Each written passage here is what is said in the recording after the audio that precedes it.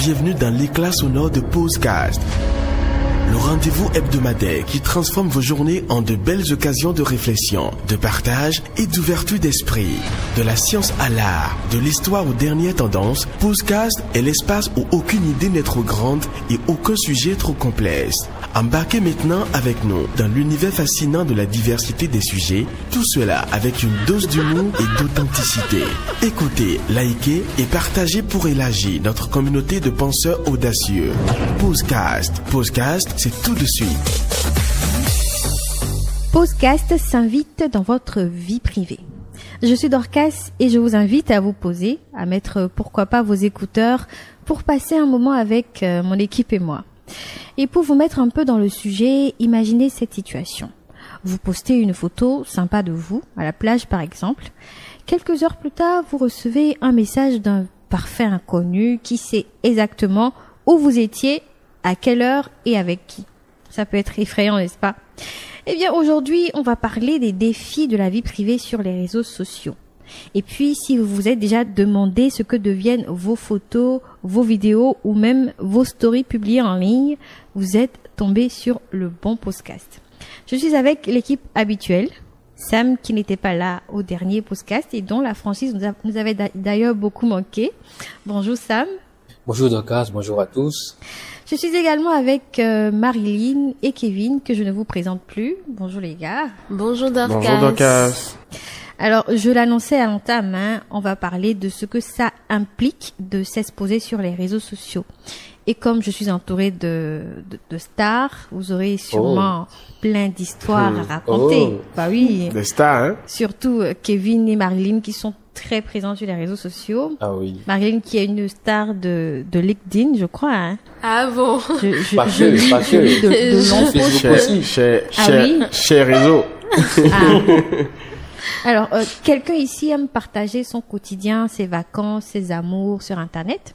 Bon, moi, j'en avais l'habitude, mais depuis un certain temps, je préfère mettre de la réserve sur tout ce qui est partage de contenu privé. Et Kevin, la star. Ah non mais moi tout ce que je partage sur les réseaux sociaux c'est des choses qui ont rapport avec ma vie professionnelle. J'évite beaucoup plus d'aller dans ma vie privée. C'est un choix que j'ai fait. Bon, tu vas nous expliquer ce choix-là, mais d'abord j'aimerais savoir si Sam aussi est féru de partager ses vacances, sa vie, ses amours sur Internet. Je dirais que j'étais féru. Jusqu'à un passé, est-ce que je vais dire récent, il y a environ 6-8 mois, mon Instagram était rempli de mes photos, de ma vie quotidienne, ce que je mange, quand je sors, mais après, là, j'ai fait un tri, j'ai fait un filtre, je vais dire, j'ai supprimé beaucoup de choses, donc, comme les autres aussi, je vais dire, c'est beaucoup plus professionnel maintenant sur les réseaux sociaux. Mais pourquoi avoir filtré, avoir supprimé des photos? Bon, je ne sais pas si on tend aussi assailli ou bien. Donc c'est parce que t'es devenu, je sais pas, tu as grandi que tu as voulu supprimer des photos ou bien tu voulais cacher quelque chose? Non, est-ce que je voulais cacher quelque chose? Juste que bon, je pense que on fait parfois des choses selon l'âge qu'on a. C'est ma perception, hein. Selon l'âge qu'on a et un peu selon le domaine dans lequel on travaille, l'environnement dans lequel on travaille. Voilà, bon. Aussi après, à côté aussi, c'est peut-être du branding aussi parfois de partager pour avoir je sais pas, des personnes qui commentent, qui like souvent. À un moment donné, s'il y a plus ça aussi, voilà, il faut arrêter. Ouais. Mais pourquoi Kevin avoir choisi l'option de le partager que la vie professionnelle sur Internet? Alors déjà Internet c'est un moyen de communication qui nous permet d'atteindre un nombre important de personnes en juste un clic. Et malheureusement ou heureusement, vous ne savez pas toutes les personnes qui vous suivent, qui vous connaissent ou pas, les pays dans lesquels ces personnes se trouvent et les intentions de ces différentes personnes. Je connais mes amis avec qui je suis ami sur Facebook par exemple, mais j'ai aujourd'hui, j'ai pas un nombre important d'abonnés, mais quand même il faut dire que si on prend tous mes abonnés, à peine 10% sont des personnes que je maîtrise, que je connais. Du coup, le reste, je ne sais pas réellement quelle est l'intention, ce pourquoi ces personnes sont là. Est-ce que c'est pour m'accompagner, me soutenir? Et je pense qu'à partir de ce moment, je ne partage que ma vie privée avec des gens que je connais, que je maîtrise. Les autres, j'évite parce que mes images, mes photos peuvent être peut-être mal utilisées, mal interprétées, utilisées pour d'autres fins que je ne maîtrise même pas, et ça pourrait me nuire, comme on le voit pour certaines personnes aujourd'hui. Donc je me dis, si je n'amène pas ma vie privée sur les réseaux sociaux, personne ne va s'en mêler. Il y a que moi et ceux qui connaissent comment je vis au quotidien, ce que je mange. Si j'ai pris par exemple du riz pour dormir hier, personne ne sait. Mais du moment où je partage sur les réseaux sociaux, c'est que j'invite le monde à gérer ma vie au quotidien avec moi. Et honnêtement, je ne suis pas prêt à inviter des milliers de personnes que je ne connais même pas à s'ingérer dans ma vie au quotidien. Ça va être ingérable pour moi. Et Marilyn, toi qui le faisais et qui a décidé d'arrêter? Je vais rejoindre Sam. Je pense que arrivé à un certain âge, avec le poids de la responsabilité et l'environnement dans lequel on commence à grandir, on commence aussi à prendre conscience de certaines choses. Et aujourd'hui, il y a beaucoup de personnes qui sont rattrapées par des contenus antérieurs qu'ils avaient postés il y a cela plusieurs années. Alors que la personne que vous étiez il y a cela 5 ans est forcément différente de celle que vous êtes aujourd'hui. Disons, est une version beaucoup plus améliorée. Alors on va pas permettre à certains démons du passé en griffin de nous rattraper. Du coup, moi, je me dis, pour ne pas me donner la tâche de chaque fois aller revoir des informations du passé qu'il faut essayer de faire disparaître, mieux vaut ne partager que ce dont je suis assez consciente, ce qui montre ce que je veux mettre en avant. Et aujourd'hui, ce que je veux plus mettre en avant, c'est ma profession, ce que je sais faire, ce que j'ai de plus à apporter, à ma société. Après, ma vie privée, elle reste ma vie privée. Et on dit aussi une chose, les moments forts que vous passez dans l'intimité, tout ce que vous faites dans votre vie privée, quand vous êtes heureux à le faire, bon, vous n'avez pas de preuve à donner à qui que ce soit. Le bonheur, il se vit. Donc, vous le vivez hors caméra, et ce qui est privé pour moi aujourd'hui, il reste hors caméra. Donc, vous êtes tous devenus matures, en fait. Bon, est-ce que c'est une question de maturité d'abord? C'est comme les gens qui ne posent pas de statut sur WhatsApp et qui pensent que à cause de ça ils sont matures. Hein. Non, par contre, non, des statuts WhatsApp on en poste, mais en fait c'est un choix. Hein. C'est pas que ceux qui le font, ils le font mal. Non, c'est juste que moi personnellement j'ai choisi par exemple de ne plus poster de nourriture en statut parce que je ne sais pas ce que je mange que des gens n'ont jamais mangé. Ça, c'est ce que moi je pense. Ouais. Mais d'autres personnes, c'est une manière pour eux d'être heureux, tout simplement. Donc, c'est leur choix. Moi, personnellement, je n'ai pas besoin de montrer aux gens que je mange telle nourriture pour être heureux. Le bonheur, c'est en mangeant, quoi. C'est pas en divulguant ce que je mange. Donc, entre autres, hein. Sinon, on fait des statuts. Quand on sort parfois, quand on est bien habillé, on fait des statuts, on poste. Okay. Mais ça peut s'arrêter là, en fait. En fait, aller loin. Ouais. Je peux aller en vacances, faire des photos et poster. Enfin, ça, c'est pas encore mauvais. Mais quand on parle de vie privée, c'est par exemple quand je rentre sous la douche, je dois faire photo. Je suis au salon en train de manger, je dois faire photo. Si je suis avec peut-être ma chérie, je dois faire des photos, poster et tout. Ça, je trouve que les gens n'ont pas besoin de ça. Les gens n'ont pas besoin Comment tu sais que les gens n'ont pas besoin de ça? On a besoin de divertissement. Écoute. Oui, mais la vie privée ne divertit pas. Non, bon, enfin, la télé, c'est la télé, mais là, c'est du vrai, c'est du live, c'est du tout de suite. Donc, les gens je prends l'exemple sur les stars. Enfin, les vraies stars. Nous, on n'est pas encore des stars. On est des stars en devenir. Si, vous êtes des stars. Voilà. Les vraies stars aujourd'hui, par exemple, celles-là qui ont exposé leur vie sur les réseaux sociaux, on sait ce qu'il en est. Tout le monde s'invite dans le débat. Voilà. Même quand il y a un petit souci, même celui qui n'a pas une vie de couple, qui ne maîtrise rien à comment est-ce qu'un couple vit, il se mêle au débat et commence à donner son point de vue. Il y a d'ailleurs une qui en fait les frais dernièrement là, c'est Vanessa Cachorro, je sais pas si vous connaissez, voilà, qui se fait lyncher de partout parce qu'elle a 3 enfants de 3 pères différents. Parce qu'elle l'a exposé sur les réseaux, parce que justement, on l'aurait pas su sinon. Imaginez un instant qu'elle n'en avait pas parlé et qu'il y a que son cercle rapproché, que les amis qui savent. Personne ne va se mêler de sa vie. Mais du moment où vous amenez votre vie privée sur les réseaux sociaux, vous acceptez qu'on vous juge, qu'on porte des jugements sur vous, enfin, qu'on vous traite comme on veut. D'ailleurs, c'est des gens que vous ne connaissez même pas. Donc, on vous dit ce qu'on a envie de vous dire. Que ça vous plaise ou pas, on s'en fout. Que ça ait des répercussions psychologiques sur vous, on s'en fout. Du coup, à partir de là, je pense que vous savez, l'homme a des limites. Il y a des limites à ne pas franchir pour que cela n'atteigne pas votre psychologie. On a besoin d'être en bonne forme, d'être en pleine santé mentale, physique, intellectuelle. Et pour ça, je pense qu'il faut faire attention à des choses. Bon, ceux qui le font, peut-être qu'ils ont, enfin, comment je vais dire ça, ils ont une autre forme de courage que nous on n'a pas peut-être. Bon, est-ce que c'est une forme de courage? Moi, je pense qu'il y en a qui ont besoin, qui trouvent en nos plateformes là, les plateformes sur lesquelles on poste les stories, les photos et tout ça, qui trouvent un moyen de s'évader. Il y a des gens qui ont envie de partager leur quotidien, peut-être pour attirer l'attention, pour que quelqu'un fasse un commentaire. Donc, quand on est face à ce genre de personnes, selon vous, en fait, quelle aptitude on devrait avoir pour pouvoir supporter les répercussions après, psychologiquement? Qu'est-ce qu'il faut être prêt à supporter pour poster sa vie sur les réseaux sociaux? Déjà, il faut être quelqu'un qui aime beaucoup parler. Non, il faut que vous soyez un amoureux de la parole, de la langue. La justification. Enfin, vous, comme on le dit en anglais, vous aimez les affairages. Voilà, ça c'est la première chose. Deuxième chose, je pense que il faut que vous ayez suffisamment la tête sur les épaules. Au-delà même de ce qu'on recommande à l'humain. Parce que, au moins quand vous connaissez celui qui vous insulte, ça fait moins mal. Mais quand vous ne connaissez même pas la personne, vous savez même pas c'est quel type de personne, quelle expérience elle a, ça vous choque en fait.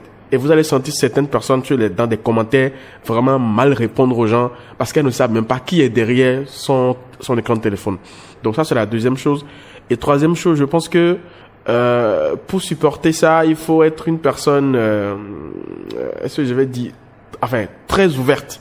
Si vous êtes quelqu'un de réservé, ah non là, ça va partir dans tous les sens. En tout cas, moi, je pense que ce sont ces trois choses-là qui sont essentielles. Peut-être Sam, Marilyn vont en compléter. Pour moi, je pense qu'il faut vraiment avoir du cardio. Et soit tu es quelqu'un qui a du répondant. Je donne un exemple, Camille Makosso. Donc, quelqu'un attaque, tu contre-attaques. Ou soit tu es le genre de personne qui est tellement indifférent, qui fait jamais attention aux critiques, quelles que soient les critiques qu'on envoie. Bon, toi, ça ne te dit rien, ça ne t'ébranle pas et tu continues. Si tu n'es ni l'un ni l'autre, franchement, ça va être difficile. Parce que aujourd'hui, avec Internet, on peut te coller directement une image. Quelqu'un qui t'a jamais vu va se permettre le luxe de te juger et même d'amener d'autres personnes à te détester. Donc, tu n'as pas la main sur la façon dont la société décide de te voir. Et là, c'est un peu compliqué.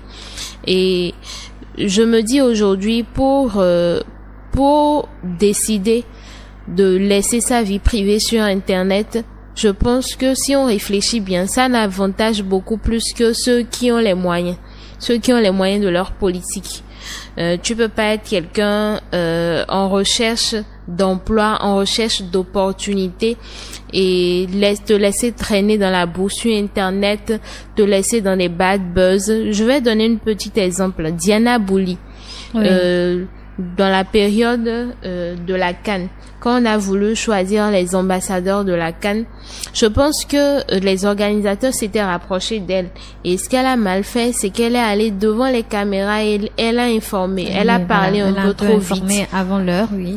Elle a parlé un peu trop vite. Et du coup, la population d'Internet, en fait, des fois on dissocie la population d'Internet de la population physique, alors que ce sont les mêmes personnes. Donc, ils se sont mis à juger, se sont mis à dire non, pourquoi Diana Bouli, son image ne passe pas pour représenter fièrement la CAN. Du coup, c'est tombé dans les oreilles des organisateurs et finalement, on a vu ce qui est arrivé. Oui. Donc, banalement, Internet peut vous faire perdre des opportunités si vous ne savez pas dissocier le privé de tout ce qui peut être rendu public.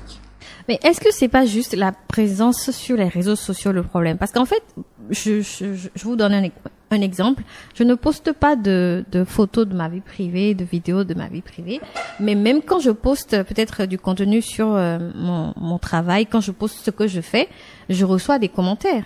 Je reçois des commentaires qui peuvent me blesser, des gens qui m'insultent pour mes positions par rapport à mon travail et tout ça.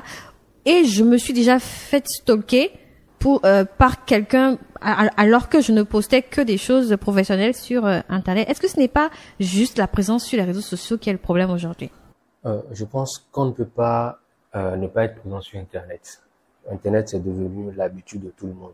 Maintenant, le problème, c'est qu'il faut déjà se dire qu'on ne fera jamais l'unanimité. Il y aura forcément des commentaires blessants, malveillants qui vont arriver. Donc, il faut juste se dire que bon, c'est une opinion de la personne et ne pas s'y attarder. Maintenant, si c'est une insulte, je pense qu'il faut passer outre. Ou bien il y a plusieurs manières de bloquer des commentaires malveillants maintenant avec Internet. Oui. Soit on bloque, soit on ne répond pas. Sinon, quand on se lance sur ce chemin, à chaque fois qu'il y aura des commentaires malveillants, on va répondre. Et ça arrive sur la psychologie aussi. C'est quelque chose qu'on ne voit pas tout de suite, mais beaucoup de personnes ont eu des dépressions parce qu'ils ont reçu des commentaires blessants, malveillants, insultants. Donc, je pense qu'il faut déjà se préparer avant de se lancer sur Internet. Oui.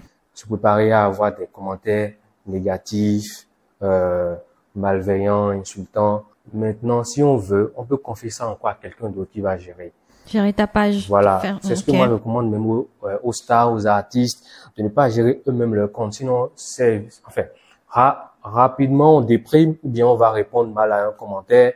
Et généralement, oui, ça peut aller très vite. Très vite. Ça monte très vite, oui. Et les gens, ils cataloguent rapidement. Parce qu'une femme qui répond mal à un commentaire, même si c'est insultant, les gens cataloguent. Je pense que moi, on m'a catalogué. En fait, c'est ça. Donc, moi, je pense que soit, avant d'y aller, on se prépare. Maintenant, si on sait que soi-même, on n'est pas capable d'assumer, d'assurer, on confie à quelqu'un d'autre qui va gérer. C'est pourquoi il y a les community managers. Ils vont s'occuper de gérer tout ça. C'est mieux. Sinon, Internet, on ne peut pas s'en passer. Mais bon, si tout le monde devrait faire ça, c'est-à-dire ne pas faire attention aux commentaires, ne pas poster de vie privée, est-ce que Internet ne va pas nous ennuyer, hein? Honnêtement, moi, parfois, je me connecte, je vais sur des profils de stars parce que j'ai envie de connaître un peu de son quotidien. Donc, est-ce que Internet ne va pas nous ennuyer? Non, vous aurez le quotidien. Il va vous présenter son quotidien. Maintenant, les commentaires, c'est pas ça qui vont vous renseigner plus que ce que lui-même il a posté. Oui, mais dans les commentaires, on se livre un peu à des discussions. En fait, parfois, les commentaires sont encore plus intéressants que la vidéo. Vous savez. Je vois un peu ce que dit Docas. On peut discuter sans pour autant s'insulter oui, sans pour bien autant sûr. se dire des choses malveillantes. Bien sûr. Mais bon, si la personne ne poste pas, de photos, de vidéos de sa vie privée, on va commenter quoi d'abord? Non, non, écoutez, je vois un peu ce que dit Docas. Et je pense que il y a un type de personnes, un groupe de personnes réservées pour ça. Okay. C'est des gens, en fait, qui sont nés avec cet esprit, de ne pas se donner de limites. Okay. Donc, ces personnes sont présentes sur les réseaux sociaux, elles envoient du lourd, on va le dire comme ça. Enfin, à chaque type d'exercice ou à chaque activité qu'elles font, il y a toujours quelque chose qui est posté. Je pense que ces personnes sont là pour nous faire voir leur quotidien. Sinon on va s'ennuyer. Mais là, les personnes comme moi, comme nous, en tout cas, comme certaines personnes, franchement, c'est un peu compliqué. On peut peut-être pas à un moment, parce que c'est comme un mythe qu'on entretient autour de notre vie privée. Donc, parfois, on peut déceler un peu les choses et essayer, on peut baisser un peu la garde, envoyer un petit truc rapidement pour que les gens puissent voir un peu comment de quoi ça allait, et puis on remonte très rapidement. juste pour permettre à nos abonnés peut-être d'avoir de quoi aussi, voilà, nourrir un peu leur œil et tout. Mais donc ça ne veut pas dire. Donc on peut, mais pas trop, c'est ça? Non, on peut aussi dépendre de ce que tu partages en réalité.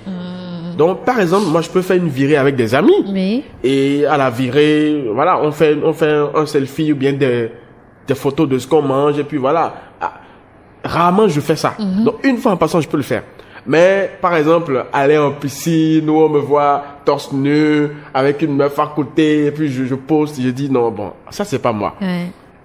Quand tu commences à faire ça, tu invites les gens à gérer ton foyer. Après aussi, je pense que je ne suis pas sûr. Je pense aussi que c'est peut-être un degré de Starmania. Starmania, voilà. Imaginez, on n'est pas des Davido, par exemple. Oui. Donc, peut-être si j'étais Davido, quand j'irai à la piscine, je vais me montrer. Parce que, en fait, ça demande peut-être ça. De nourrir peut-être les fans, de nourrir, peut-être, tu vois, la fanbase pour qu'ils soient au courant à chaque fois de ce que tu fais, créer du contenu à chaque fois pour rester en tendance. Peut-être ça demande ça. Donc, peut-être c'est un choix que même ils ont fait. Encore qu'on connaît des artistes qui ne font pas ça, qui sont effacés, qui vivent bien, qui sont effacés, qui ont une fanbase solide, qui ne font pas ça. Bon. Mais après, bon, si t'es un artiste que tu vis effacé, tu ne postes rien. Donc, tu ne vas poster que tes sorties, que tes concerts. Mais je pense que les gens seront ennuyés. On va manquer d'actualité, on va manquer d'engouement, de découvrir ton monde, ta vie. Marine, qu'est-ce que t'en penses? Si tu es déjà une star, oui. Ça, oui, tu peux en faire ce que tu veux. Comment tu veux être une star aujourd'hui si tu ne... Ah ouais, non, mais être une star ne va enfin, on ne devient pas forcément star parce qu'on a posté sa vie privée sur les réseaux sociaux. Oui, on peut devenir star autrement. Je pense grâce au travail qu'on professionnel. soit star ou non, on peut décider de partager un type de contenu qui ne jouera pas contre notre personnalité après. Selon nos objectifs. Je connais des stars qui ne partagent pas pour autant des réalités de leur vie privée. Ils peuvent partager une fête de Noël, vous verrez des photos, vous allez voir la personne entourée, mais vous n'arriverez pas à identifier qui sont ces personnes-là qui l'entourent. Donc tout est une affaire de calcul et d'objectif. Selon tel objectif que j'ai, quel type de contenu est-ce que je m'autorise à partager et quel type de contenu je ne m'autorise pas à partager. Je pense que c'est beaucoup plus ça. Est-ce que vous avez déjà été rattrapé par une photo postée des années plus tard? Parce que moi, j'ai vu ça venir. Hein. Je pense qu'aucun de vous ne m'a connu, je sais pas, au début avec les photos Facebook où on faisait des collages de 3-3 là. Mais j'avais des photos. Moi, je l'ai fait. Non, mais... J'en ai fait aussi. Et puis, quand j'ai senti venir, en fait, que j'allais regretter dans 2 ans, 5 ans, mais les photos là ont disparu. Mais on dit que Internet n'oublie pas. Je vous raconte peut-être une petite histoire. Moi, entre-temps, j'ai été artiste, chanteur et rappeur. On a connu ça. Alors, il faut dire que dans le temps, je ne savais pas encore ce que c'est que Internet, enfin, comment ça fonctionnait et tout. Mais j'étais juste conscient de ce que pour être, ou bien pour faire la Starmania, je me devais de partager des photos de moi avec les amis, de faire des collages et tout. Donc, j'en ai fait pas mal. Il y en avait énormément. Quand je vais sur les scènes ou bien quand je discute avec les filles et tout ça, je fais des photos pour montrer que voilà, c'est la star et tout. Mais aujourd'hui, je vous dis, j'ai tout supprimé.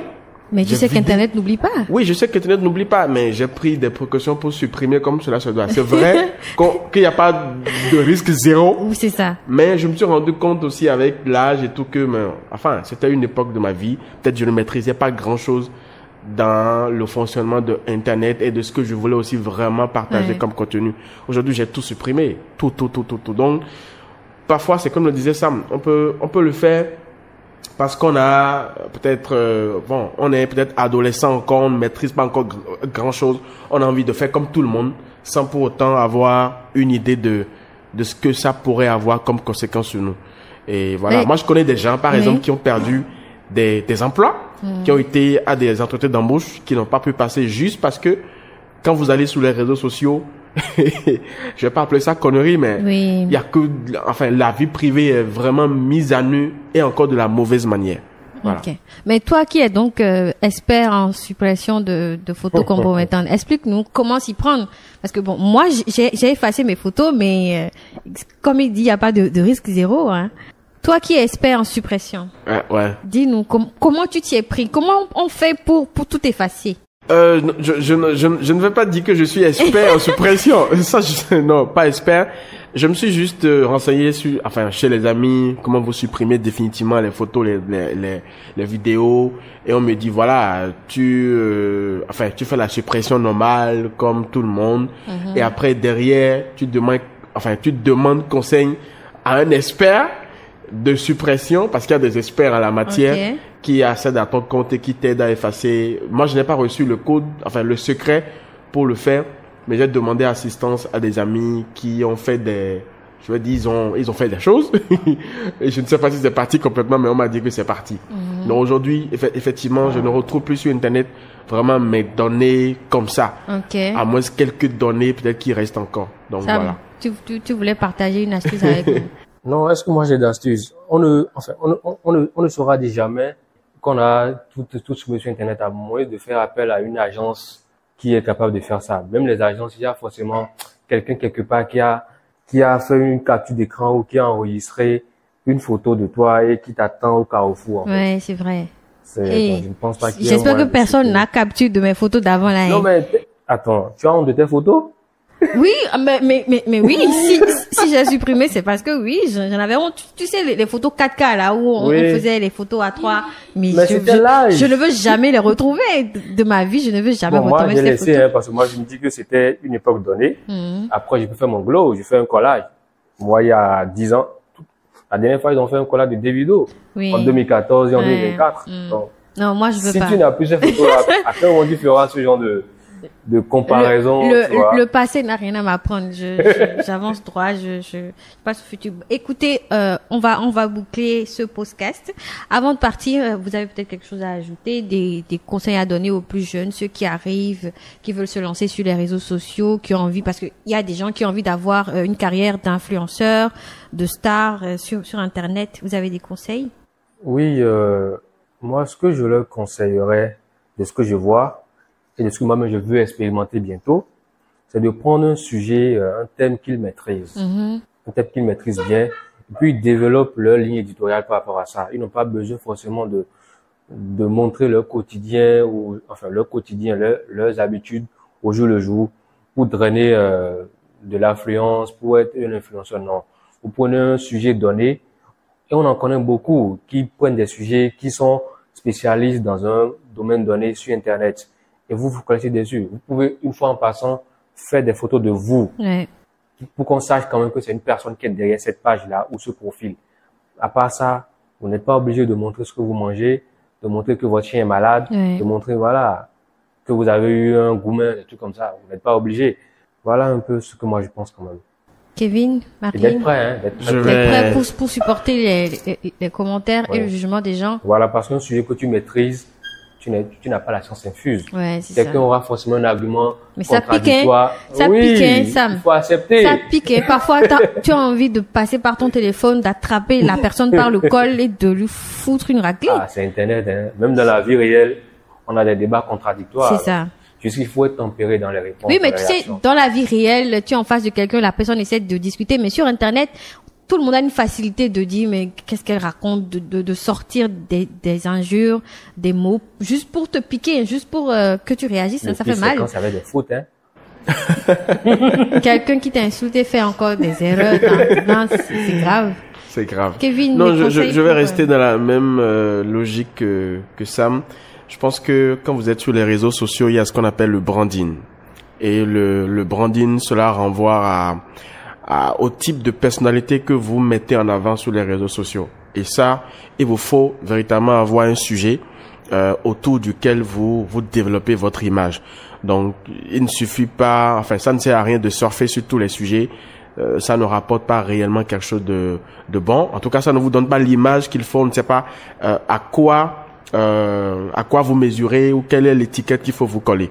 Donc c'est ce que moi je vais peut-être suggérer aux jeunes et de faire attention parce que tout à l'heure vous l'avez dit, Internet a de la mémoire. Oui. Aujourd'hui, moi je connais des personnes qui il y a 10 ans on dit des choses, on sortit des phrases qui aujourd'hui disent le contraire. Oui. Et les gens, grâce à Internet... Même des célébrités qui ont été rattrapées par des tweets. Justement. Je pense à Taï qui a taillé Voilà. des femmes noires et qui s'est retrouvée confrontée à ces tweets il y a pas longtemps là. Du coup, il faut vraiment faire attention à ce qu'on publie aujourd'hui. C'est vrai, quand on est jeune ou plus ou moins très jeune, on a envie de surfer sur Internet, de faire ce qu'on veut. Mais attention, ça peut avoir des répercussions très graves même sur notre avenir. Marine, quelque chose à dire pour terminer? Je vais rejoindre Sam et Kevin. Faire attention au type de contenu qu'on publie et surtout de ne pas le faire juste pour la forme, parce que quand on vient sur les réseaux sociaux pour créer du contenu dans le seul but d'attirer l'attention, on est amené à dire une chose le matin, une autre dans l'après-midi et encore une autre le soir, et là on perd en crédibilité. Donc faire attention au contenu, choisir une thématique que l'on maîtrise vraiment et y aller en fond. Ben voilà, hein, c'est ici qu'on termine aujourd'hui. Et si vous avez envie d'être actif sur les réseaux sociaux, rappelez-vous que la clé, c'est d'être conscient de ce qu'on partage. Être conscient de ce qu'on partage et être prêt. Dorcas, tu me permets? Vas-y. Ouais, mais il peut quand même visiter nos pages Facebook, hein, c'est pas mal. Ah, tu veux, non, attends, moi, j'ai déjà peur. En fait, le fait d'avoir dit que j'ai des photos que je ne veux pas qu'on découvre, envoie les gens chercher. Et puis, déjà, même, ils sont en train de me tailler sur TikTok, voilà. Bon. Mais bon, tu peux communiquer le nom de ta page. Peut-être qu'on va trouver un truc. C'est Kevin C.Zodi. Vous tapez la page et puis voilà, quoi. On communique. Il y a Sam aussi. Non, moi, je suis facile. Bon, Marilyn Nelly-Kenom. La star de tous nos Marilyn réseaux sociaux Nelly-Kenom sur Facebook, Instagram, surtout sur Insta. Ok, donc, super. Marilyn Nelly-Kenom. C'est ça. Moi, c'est Kevin comme Zodi, Kevin C.Zodi sur LinkedIn, Facebook, Insta aussi, voilà. Moi, même si je suis effacé, c'est Samson simplement. Ok. Sam Ford, oui. Moi, c'est Dorcas Gamanga sur Facebook. Et Instagram et la minute avec Dorcas sur TikTok. Vous pouvez également me retrouver sur. Vous voyez, quand on parle de star, c'est la vraie star, ça. Je ne dis pas une star du tout. Donc, j'espère que vous avez passé un agréable moment en notre compagnie. Si vous avez des questions ou des sujets que vous aimeriez que nous abordions, vous pouvez les écrire dans les commentaires et on se fera un plaisir d'en discuter. À la prochaine. Ciao, ciao. Bye bye. Bye.